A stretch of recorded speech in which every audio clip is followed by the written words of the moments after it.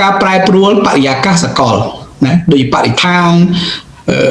កម្ដៅឡើងណានៅប្រទេសណានោះឮថាដូចនៅកាណាដាឡើងដល់ទៅ50 ផ្លាយជំងឺថ្មីនឹងកាចសាហាវដែលមិនធ្លាប់មានយើងឃើញដូចជាកូវីដណាសកម្មភាពភេរវកម្មឆ្លងព្រំដែនយើងឃើញដូចជាថ្មីនេះនៅហៃទីយើងឃើញណាសកម្មភាពរត់ពន្ធគ្រឿងញៀនឆ្លងព្រំដែនសកម្មភាពជួញដូរមនុស្សឆ្លងព្រំដែនទាំងអស់នេះសុទ្ធតែជាអ្វីដែលជាផលប៉ះពាល់ណានៅក្នុងផលអវិជ្ជមាននៅក្នុងសកលភាវូបនីយកម្មហើយពីមុនយើងដែលស្រុកខ្មែរយើងណាដែលមានលក់ក្មេងលក់អីណាដែលរត់ពន្ធមនុស្សដែរ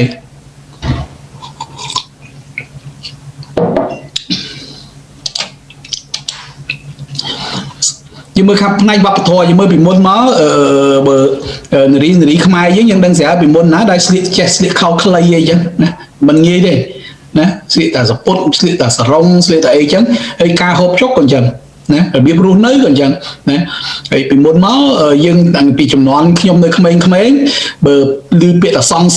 សារមួយហ្នឹងម្នាក់ហ្នឹងឡើងចង់បើកភ្លេងធំគេមិនដែលនេះឥឡូវគឺចេញមុខ